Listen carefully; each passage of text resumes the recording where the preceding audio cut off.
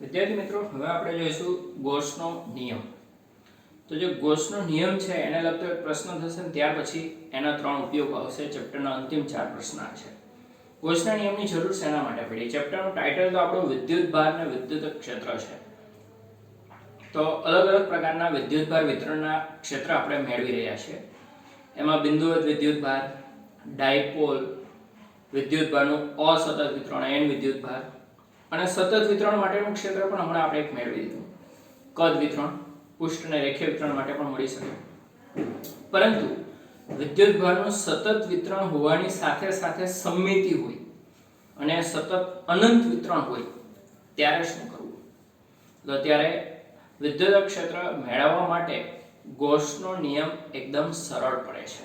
એટલે પહેલા આપણે ગોસના નિયમનો અભ્યાસ કરીશું. શરૂઆત કેવી રીતે કરવામાં આવશે? સ્મોલ r ત્રિજ્યાનો એક ગોળો છે. ગોળાના કેન્દ્ર પર સ્મોલ q વિદ્યુતભાર મૂકવામાં આવેલો છે. હવે બિંદુવત ધન વીજભાર છે એટલે એનું ક્ષેત્ર ત્રિજ્યાવર્તી બહારની તરફ, એટલે બધી જગ્યાએ ક્ષેત્ર બહારની તરફ હશે. આપણે ગોળાની સપાટી પર નાનો અમથો એક ખંડ વિચારીએ છીએ, ડેલ્ટા s. એ જે ખંડ છે એનો ક્ષેત્રફળ સદિશ લંબ રૂપે બહાર આવતી દિશામાં ડેલ્ટા s સદિશ છે. જો અહીંયા ગોળો છે એટલે અહીંયા જે ખૂણો બનશે તે ઘનકોણ બનશે. ઘનકોણની યાદ આવશે આના પરથી. હવે ફક્ત આટલા ટુકડા સાથે સંકળાયેલું ફ્લક્સ કેટલું? કે ક્ષેત્રફળ ખંડ ડેલ્ટા s માંથી પસાર થતું ફ્લક્સ ડેલ્ટા ફાઇવ કેટલું? તો આપણે કોઈ પણ સમતલ કે પૃષ્ઠ સાથે સંકળાયેલું ફ્લક્સ એટલે ત્યાં જો ક્ષેત્ર સમાન હોય તો સદિશ E ડોટ ડેલ્ટા s સદિશ આપણે લઈએ છીએ. તો અહીંયા ક્ષેત્ર બધી જગ્યાએ સમાન હોવાનું છે એટલે સદિશ E ડોટ ડેલ્ટા s થશે. સદિશ E એટલે બિંદુવત વિદ્યુતભારથી r અંતરે ક્ષેત્ર kq ના છેદમાં r2 ને દિશા માટે એકમ સદિશ r caret dot delta s સદિશ એટલે શું? ડેલ્ટા s સદિશ એટલે એનું મૂલ્ય ડેલ્ટા s ને એની દિશાનો એકમ સદિશ r કેરેટ. જો અહીંયા ક્ષેત્ર r કેરેટ ની દિશામાં છે અને ડેલ્ટા s પણ r કેરેટ ની દિશામાં, અથવા બીજી રીતે તમે અહીંયા એમ પણ લખી શકો E ડેલ્ટા s cos θ. બંને એક જ દિશામાં છે એટલે θ0 cos 0 1 થઈ જાય એટલે E ડેલ્ટા s જ આવે છે. આ રીતે લખો તો r caret dot r caret એટલે 1 થઈ જાય તો છેલ્લે શું આવ્યું? E ડેલ્ટા s જ આવ્યું. આ E નું મૂલ્ય ડેલ્ટા s. તો આટલા ખંડ સાથે સંકળાયેલું ફ્લક્સ તો મળી ગયું. આપણે સમગ્ર બંધ આકૃતિ, સમગ્ર ગોળા સાથે સંકળાયેલું ફ્લક્સ જોઈએ છે. તો કુલ ફ્લક્સ બધા ડેલ્ટા ફાઇવ નો સરવાળો કરવાથી મળશે. કુલ ફ્લક્સ 5 બરાબર સિગ્મા બધા ડેલ્ટા s નો flux kq/r2 delta s. kq/r2 અચળ છે એટલે સિગ્મા ની બહાર નીકળી. જો q થી r અંતરે બધી જગ્યાએ ક્ષેત્ર સરખું આવશે. ગોળાની સપાટી પરનું દરેક બિંદુ કેન્દ્રથી સરખા અંતરે એટલે kq/r2 અચળ છે બહાર. તો સિગ્મા ડેલ્ટા સામે બધા ડેલ્ટા s બધા ખંડોનો સરવાળો કરવાનો થયો ને આ ગોળાની વક્ર સપાટી છે, એક ખંડ, બીજો ખંડ, ત્રીજો ખંડ, આ બધા ખંડોનો સરવાળો કરવામાં આવશે. તો ડેલ્ટા s નો સિગ્મા શું થશે? આ તો એના જેવું થયું કે સંકલન ds. સંકલન ds કેટલું થાય? s થશે. તો આ બધા ખંડોના ક્ષેત્રફળનો સરવાળો એટલે s થશે. s એટલે સરફેસ એરિયા, ગોળાની વક્ર સપાટીનું ક્ષેત્રફળ થશે. ગોળાની વક્ર સપાટીનું ક્ષેત્રફળ આવે 4πr² અને k ના સ્થાને આપણે 1/4πε0 એટલે જ તો ધારેલું છે કે વિદ્યુતના ઘણા સૂત્રમાં 4π ઉડી જાય છે. એટલે સગવડતા ખાતર જ્યારે જરૂર પડે ત્યારે k ના સ્થાને 1/4πε0 લખીશું અને જરૂર ન હોય તો આપણે k જ રાખીશું, લખવામાં સરળતા રહે. તો k ના સ્થાને 1/4πε0, s ના સ્થાને 4πr² તો આ 4π ઉડી ગયા, r² ઉડી ગયા, તો બાકી શું રહ્યું? q ના છેદમાં ε0. તો ફ્લક્સ એટલે વિદ્યુત ભારના છેદમાં ε0. કદાચ આ q ને બદલે અહીંયા q1 ને q2 હોત તો અહીંયા q1 q2 આવે. તો આ ગોસનો પ્રમેય છે. તો ગોસનો પ્રમેય શું કહે છે? કોઈ પણ બંધ પૃષ્ઠ સાથે સંકળાયેલું કુલ વિદ્યુત ફ્લક્સ એટલે તે બંધ પૃષ્ઠ વડે ઘેરાયેલ વિદ્યુતભાર ને ε0 નો ગુણોત્તર છે. હા, પણ એ ઘેરાયેલો વિદ્યુતભાર એટલે વિદ્યુતભારનો બેઝિક સરવાળો સૂચવે છે. ધન હોય તો ધન લેવા, ઋણ હોય તો ઋણ લેવા.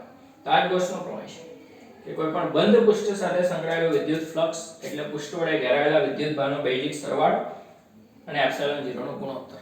શાબ્દિક વિધાનનું કોઈ મહત્વ નથી. બરાબર? મેઈન તો ફ્લક્સ એટલે ઘેરાયેલો વિદ્યુતભાર છેદમાં ε0 એટલું યાદ રાખો એટલે બધું જ આવી જાય છે. તો આ રીતે ગોસનો પ્રમેય છે. હવે આના વડે ઘેરાયેલો વિદ્યુતભાર ધન છે અને ધન વિદ્યુતભાર છે એટલે આ પદ ધન આવશે એટલે અહીંયા ફ્લક્સ ધન આવશે. ધન વિદ્યુતભારમાંથી ક્ષેત્ર રેખાઓ બહાર નીકળે. જો આગળ આપણે વિદ્યુત ફ્લક્સનો આખો પ્રશ્ન ભણેલા જ છે તો અહીંયા નવું ફ્લક્સ કેમ? તો ત્યાં સમાન ક્ષેત્રમાં સમતલ પૃષ્ઠ હોય તો એનું ફ્લક્સ ભેણા સદિશ E ડોટ ડેલ્ટા S. અસમાન ક્ષેત્ર હોય વક્ર પૃષ્ઠ હોય તો એનું ફ્લક્સ ભેણા સંકલન સદિશ E ડોટ ds. અહીંયા પણ પરિસ્થિતિ કંઈક એવી જ છે પણ એમાંથી એ જે સંકલન સદિશ E ડોટ ds છે ને એનું સરળ સ્વરૂપ બની જાય જો એ પૃષ્ઠ છે ને બંધ પૃષ્ઠ હોય તો. ભલે ક્ષેત્ર અસમાન હોય પણ બંધ પૃષ્ઠ હોય તો સહેલાઈથી ફ્લક્સ આ રીતે ગણી શકો છો. તો હવેથી બંધ પૃષ્ઠ સાથે સંકળાયેલું ફ્લક્સ શોધવું એકદમ સરળ. બંધ પૃષ્ઠની અંદર કેટલો વિદ્યુતભાર છે જ્યાં બધા ગમે ત્યાં પડેલું અંદર બધાનો બેઝિક સરવાળો કરો ને ભાગ્યા એપ્સિલોન 0 કરો. દેખીતી વસ્તુ છે કે વિદ્યુતભારનો બેઝિક સરવાળો ધન આવે તો ક્ષેત્ર રેખાઓ બહાર નીકળતી હશે એટલે ફ્લક્સ ધન આવશે. પણ જો અહીંયા બંધ પૃષ્ઠની અંદર વધારે વિદ્યુતભાર અને બધાનો બેઝિક સરવાળો ઋણ આવતો હોય તો ફ્લક્સ ઋણ આવશે કારણ કે વધારે વિદ્યુતભાર ઋણ હોય તો ક્ષેત્ર રેખાઓ અંદર દાખલ થતી હશે. અહીંયા ધારો કે 5 કુલમ છે અને અહીંયા -3 કુલમ છે તો 5 માંથી જે ક્ષેત્ર રેખાઓ નીકળે એમાંથી -3 માં અમુક અટકી જાય બાકીની બહાર ચલી જાય. ધારો કે અહીંયા 5 કુલમ ધન છે અને -7 કુલમ છે ઋણ વિદ્યુતભાર તો 5 માંથી જેટલી ક્ષેત્ર રેખાઓ નીકળે એ 7 માં અટકી જશે એ સિવાય 7 કુલમમાં બીજી ઘટાય 12 થી અંદર આવશે. સિમ્પલ કે બંધ પૃષ્ઠ વડે ઘેરાયેલો વિદ્યુતભાર ધન હશે તો ફ્લક્સ ધન. ક્ષેત્ર રેખાઓ બહાર નીકળે બહાર નીકળતી ક્ષેત્ર રેખાનો ફ્લક્સ ધન ગણાય. ઘેરાયેલો વિદ્યુતભાર ઋણ હોય ફ્લક્સ ઋણ આવે કારણ કે ક્ષેત્ર રેખાઓ દાખલ થતી હોય દાખલ થતી ક્ષેત્ર રેખાનો ફ્લક્સ ઋણ ગણાશે. તો આના પરથી ઘણા બધા MCQ બને. ધારો કે એક ગોળાની અંદર 1 કુલમ વિદ્યુતભાર મૂકેલો છે સંકળાયેલો ફ્લક્સ 5 છે. બીજો 1 કુલમનો ઋણ વિદ્યુતભાર મૂકવામાં આવે તો ફ્લક્સ કેટલું થાય? 0 થઈ જાય. 5 -5 0. એક ગોળાના કેન્દ્રમાં વિદ્યુત ડાયપોલ મૂકેલ છે ગોળા સાથે સંકળાયેલું ફ્લક્સ 0 કારણ કે વિદ્યુત ડાયપોલનો પરિણામી વિદ્યુતભાર 0 થઈ જાય છે. ચલો એક બંધ પૃષ્ઠને હું વિદ્યુત ક્ષેત્રમાં મૂકું છું સમાન વિદ્યુત ક્ષેત્રમાં પણ એ બંધ પૃષ્ઠની અંદર કોઈ વિદ્યુતભાર નથી તો એનું ફ્લક્સ કેટલું આવે? તો એની સાથે સંકળાયેલું ફ્લક્સ 0 જ થઈ જાય કારણ કે સમાન ક્ષેત્રમાં કોઈ બંધ પૃષ્ઠ મૂકો તો જેટલી ક્ષેત્ર રેખા દાખલ થાય એટલી ક્ષેત્ર રેખા બહાર નીકળી જાય કારણ કે અંદર વિદ્યુતભાર છે જ નહીં તો ક્ષેત્ર રેખા અટકવાની પણ નથી કે બહાર પણ બીજી વધારાની નીકળવાની નથી. એવો કેસ અહીંયા બતાવ્યો છે. એક સમાન વિદ્યુત ક્ષેત્ર E છે અને એમાં એક બંધ પૃષ્ઠ તરીકે નળાકાર મૂકેલો છે. નળાકારની અંદર કોઈ વિદ્યુતભાર નથી એટલે જેટલી ક્ષેત્ર રેખામાં દાખલ થશે ને એટલી બહાર નીકળી જશે કારણ કે ક્ષેત્ર રેખાઓ વિદ્યુતભાર વિહીન વિસ્તારમાં ક્યાંય તૂટતી નથી અટકતી નથી.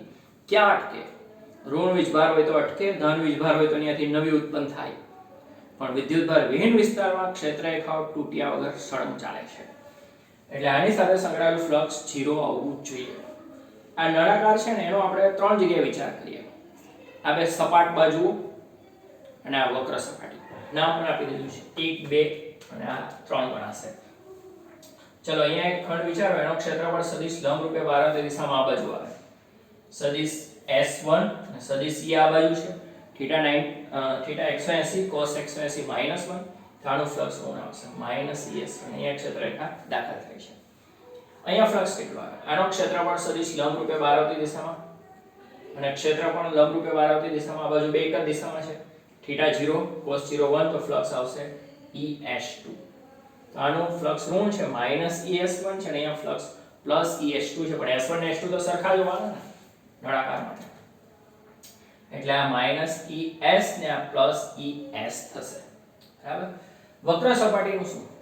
જો ક્ષેત્રરેખા આ રીતે પસાર થાય એટલે સદિશ E આ બાજુ છે ને અહીંયા તમે નાનો અમથો ખંડ વિચારો તો એનો ક્ષેત્રફળ સદિશ આ બાજુ આવે તો s અને E લંબ રૂપે થાય. નળાકારની સમગ્ર વક્ર સપાટીમાં કોઈ પણ જગ્યાએ સૂક્ષ્મ ખંડ લેશો તો એનો ક્ષેત્રફળ સદિશ ક્ષેત્રને લંબ રૂપે જ થવાનો છે એટલે θ 90 cos 90 0 એટલે ફ્લક્સ 0 આવશે. આમાં આને લંબ રૂપે કોઈ ક્ષેત્રરેખા પસાર થતી નથી અને સમાંતર પસાર થાય છે એટલે આ ત્રીજી બાજુ છે વક્ર સપાટી સાથે સંકળાયેલું ફ્લક્સ તો 0 જ આવશે. તો 5(2) es છે 5(1) es છે અને 5(3) 0 છે તો કોઈ ફ્લક્સ બેઝિક સરવાળો કરવામાં આવે તો જવાબ આવે છે 0. તો અહીંયા 5(2) આવે છે +es2 5(1) -es1 s1 s2 s સમાન છે 530 છે, કુલ ફ્લક્સ થઈ ગયું 0. તો આમ બંધ પૃષ્ઠ વડે કોઈ વિદ્યુતભાર ઘેરાયેલો ન હોય તો એની સાથે સંકળાયેલો ફ્લક્સ 0 છે. પછી ભલે ને બંધ પૃષ્ઠને વિદ્યુત ક્ષેત્રમાં મૂકેલ હોય તો પણ એની સાથે સંકળાયેલું ફ્લક્સ 0 જ થશે, સમાન વિદ્યુત ક્ષેત્ર. હવે ગોસના નિયમનો ઉપયોગ કરવા માટે અગત્યના મુદ્દાઓ છે. હવે ચેપ્ટરમાં 3 પ્રશ્ન બાકી, ત્રણે ગોસના નિયમનો ઉપયોગ આવશે. અનંત રેખીય વિતરણ હશે, અનંત લંબાઈનો એક તાર હશે, એનું ક્ષેત્ર ગોસના નિયમથી મેળવવાનું. અનંત સમતલ હશે, એના પર વીજભાર હશે, એનું ક્ષેત્ર ગોસના નિયમથી મેળવવાનું. એક ગોળીય કવચ હશે, પોલો ગોળો, એની સપાટી પર વીજભાર હશે, એનું ક્ષેત્ર ગોસના પ્રમેયથી મેળવવાનું થશે. છેલ્લા 3 પ્રશ્ન.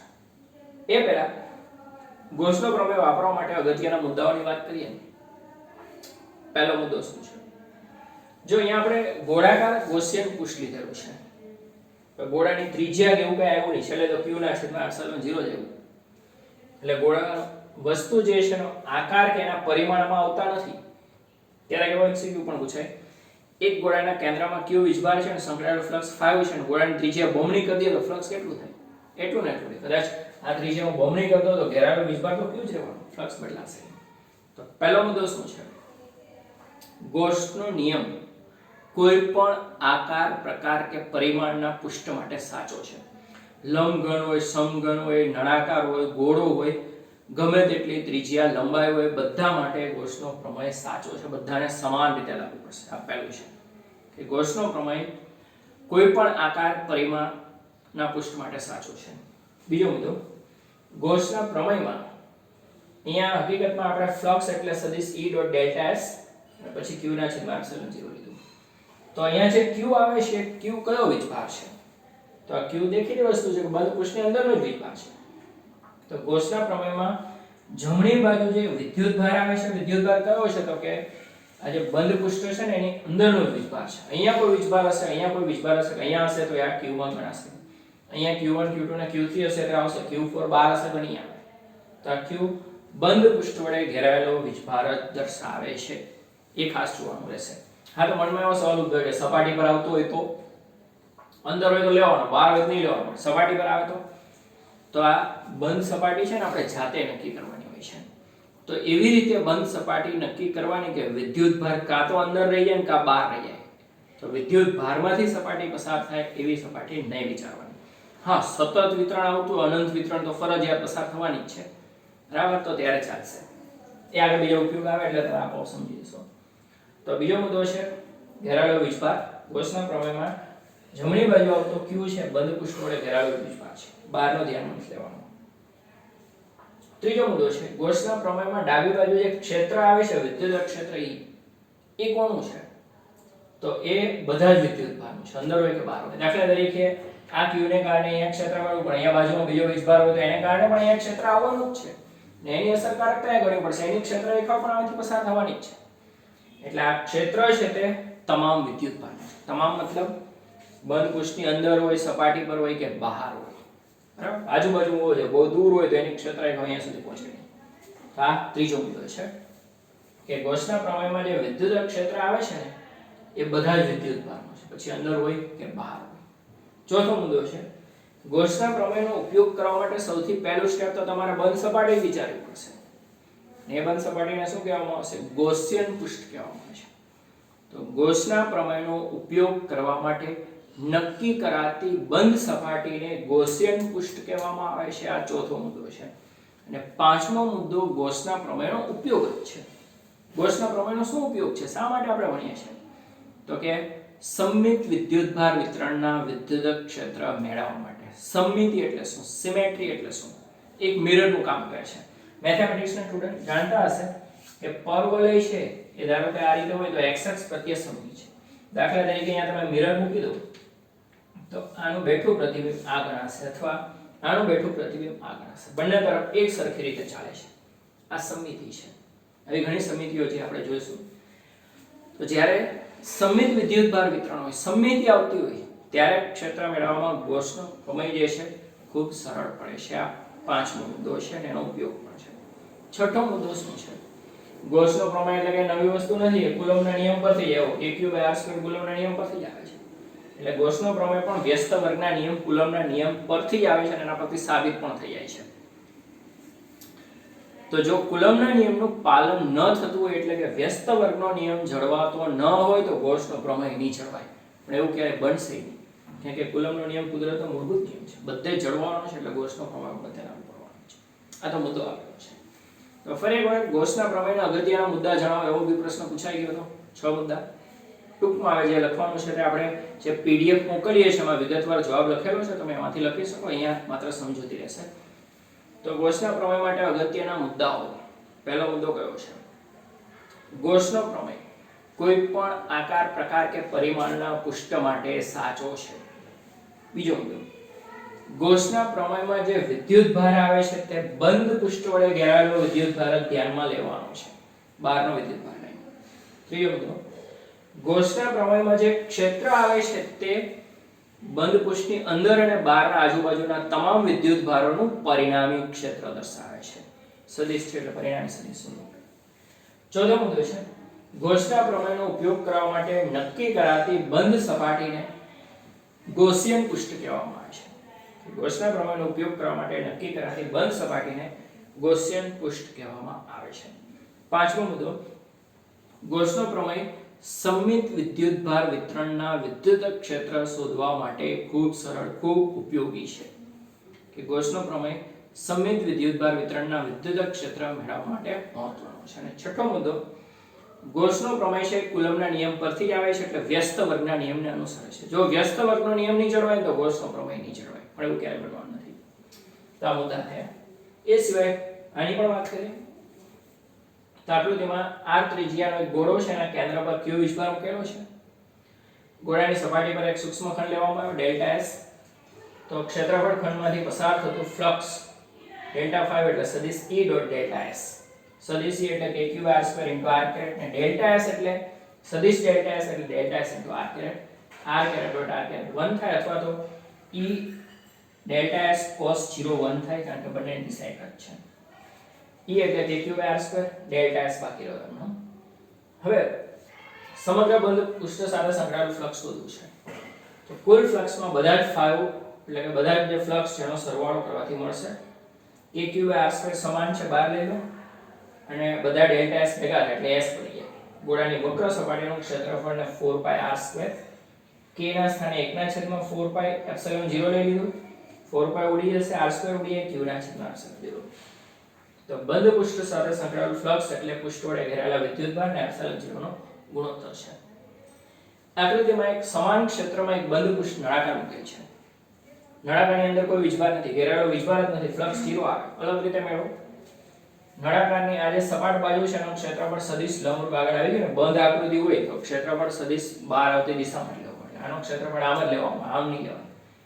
તો આનો ક્ષેત્રફળ સદિશ ના ક્ષેત્ર 180 નો ખૂણો cos 180 -1, તો ફ્લક્સ આવશે -es1. આનો ક્ષેત્રફળ સદિશ અને e એક જ દિશામાં θ0 cos 0 1, ફ્લક્સ આવશે +es2. s1 ને s2 સરખા જ છે એટલે -es અને +es થશે. વક્ર સપાટી સાથે સંકળાયેલું ફ્લક્સ તો e આ દિશામાં છે, આનો ખંડ કોઈ પણ બાજુ લેશો તો એને લંબ જ થશે. એટલે θ90 cos 90 એટલે વક્ર સપાટી સાથે સંકળાયેલું ફ્લક્સ શૂન્ય આવશે, એટલે બેઝિક સરવાળો કરો તો -es + es 0 એટલે કુલ ફ્લક્સ 0 આવશે. તો આ રીતે બંધ પૃષ્ઠ વડે વિદ્યુતભાર ઘેરાયેલો હશે તો જ એની સાથે ફ્લક્સ સંકળાયેલું હશે.